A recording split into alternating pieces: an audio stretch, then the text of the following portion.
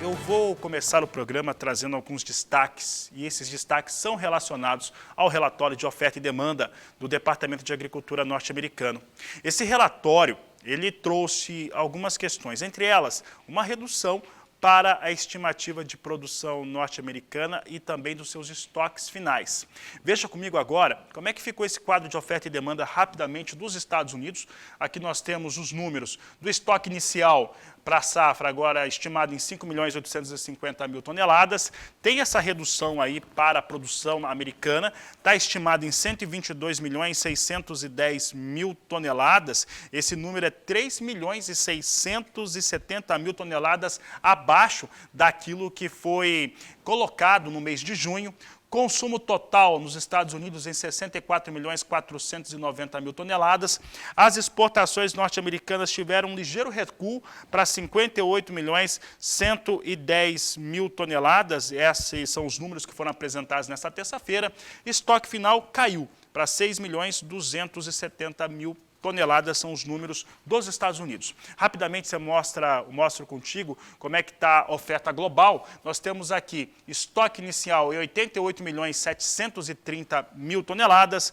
A produção mundial, ela recua 4 milhões de toneladas para 391.400.000 toneladas. Consumo global total em 377.750.000 toneladas, com estoques finais em 99.610.000 toneladas. Teve queda também para esse estoque final aí estimado pelo Departamento de Agricultura norte-americano. Olha só, esses são os números aí em relação à oferta e demanda ao mundo todo, Estados Unidos, e tem também China, por exemplo, que teve um recuo ali de estimativa de importação de 99 para 98 milhões de toneladas. Mas para falar sobre este tema, converso agora com Vlamir Brandalize, que participa do programa ao vivo conosco. E Brandalize, olha só, esses números aí, a gente até estimava, né, que não teria tanta influência em relação à produtividade, relatório de oferta e demanda. Trouxe alguma coisa por conta de redução de áreas, mas pode-se dizer que o que mais assustou nesse relatório foram fatores ligados à demanda? Boa tarde, seja bem-vindo. Boa tarde, Fabiano. Boa tarde a todos. Olha, Fabiano, o relatório, para mim, ele veio de um ponto de vista otimista com relação à estimativa da safra, né? Eu acreditava que o USDA ia trazer uma safra um pouco maior, até que normalmente ele é conservador, né? Ele demora para reduzir as estimativas, e ele trouxe a queda aí de quase 3,7 milhões de toneladas. Então, na redução da safra, sim, eu achei que o USDA veio bem interessante, ele veio com um número bom aí para o mercado.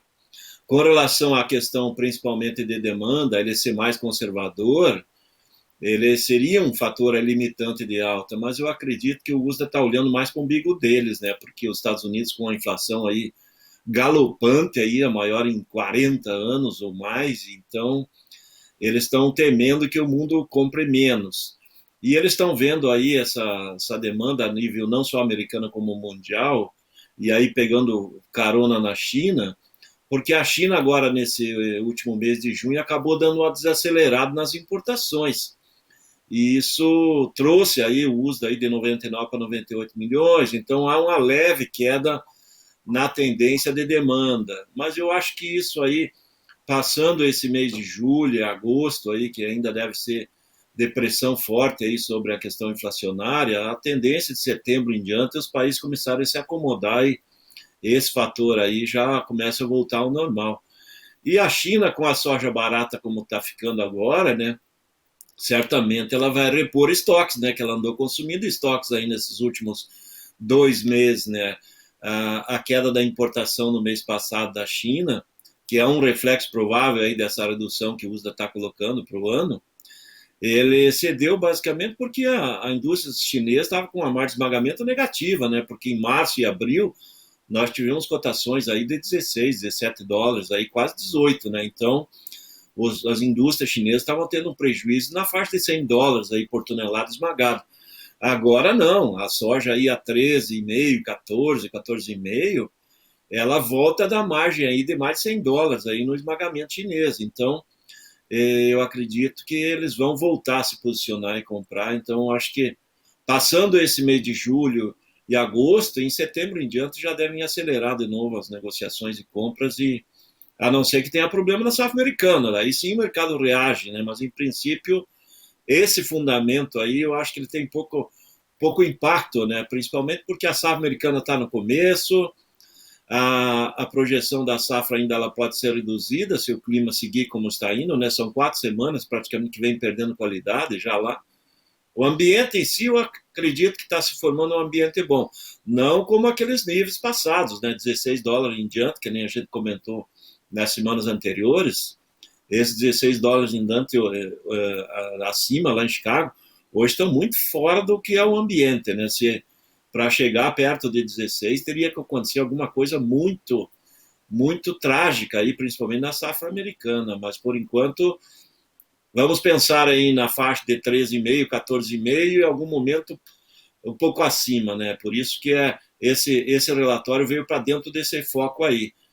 Quando abaixo de 13,5, certamente fica muito comprador o mercado e não tem muito espaço para ir lá nos 13 e furar para baixo, não. Daí não tem vendedor, né? Daí o mercado fica só de comprador, né, Fabiano? Certo, Brandalize. Brandalize, em relação a... Vou fazer duas perguntas em uma. Esse relatório te surpreendeu? E a segunda questão, como é que esse cenário que você desenhou agora, que pode trazer essa acomodação, né, dos fundamentos do mercado, como é que ele impacta aqui o produtor brasileiro? Olha, a única surpresa para mim com relação ao relatório foi a redução maior do que eu esperava na safra americana. Com relação à safra mundial, já era esperado uma redução. Eu acho que o relatório ainda veio com um número muito positivo, muito otimista para a Argentina, com 51 milhões de toneladas na nova safra da Argentina. Né? A Argentina vem sofrendo muito aí com a pandemia, crise interna, disparada do dólar, falta de diesel, falta de fertilizantes, falta de químicos. É muito difícil da Argentina avançar muito na safra que vem pela frente. Aqui no Brasil, acho que o relatório vem meio dentro da lógica, sim, projetado em 149 milhões de toneladas, a nova safra, então aí está dentro. Com relação aqui no mercado nacional, eu acho que o quadro agora, ele é um quadro do mercado tentar agora buscar uma acomodação, ele está com mais dificuldade de se aproximar dos R$ 200 no Porto, né? Ele até trabalhou a R$ 200 no Porto aí nos dias anteriores, agora já está um pouco mais distante, aí na faixa 193, 195, e para o produtor, que ainda hoje tem aí, vamos dizer assim, perto de umas 40 milhões de toneladas, talvez 41 milhões de toneladas ainda para negociar, é muita soja. E aquele que vai deixar, não, vou deixar para vender outubro, novembro, é período de colheita americana, se não tiver nenhum problema por lá, é um momento que não é interessante as cotações. Ele se torna interessante só se tiver quebra de safra americana efetivamente. Então, o produtor, a dica é, quando tiver picos de cotações, que né, teve na Silma, na semana, aí, não, na segunda, terça, níveis batendo novamente R$ 200 aí para setembro. Quando chegar nesses, todas as posições de portos, né, no caso, soja no porto. Nesses patamares, o produtor tem que ir aproveitando para fazer médias, né, porque não dá para esperar aí que o mercado vai dar uma disparada e ele vai vender a 210 no porto aí, como já teve.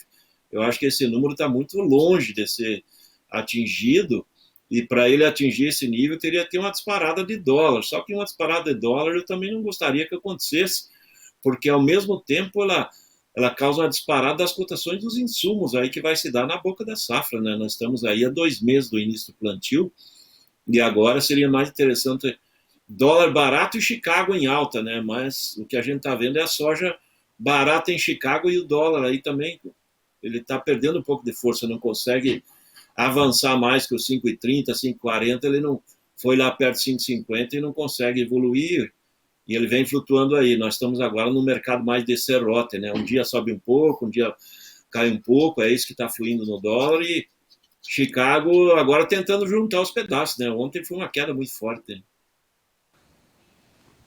Tá certo, Brandalize. Brandalize, em relação às questões gerais desse relatório, esse relatório trouxe uma estimativa de produção bem mais baixa para a soja dos Estados Unidos, elevou um pouco a do milho. Nas linhas gerais, como que você classifica os números apresentados nesta terça-feira?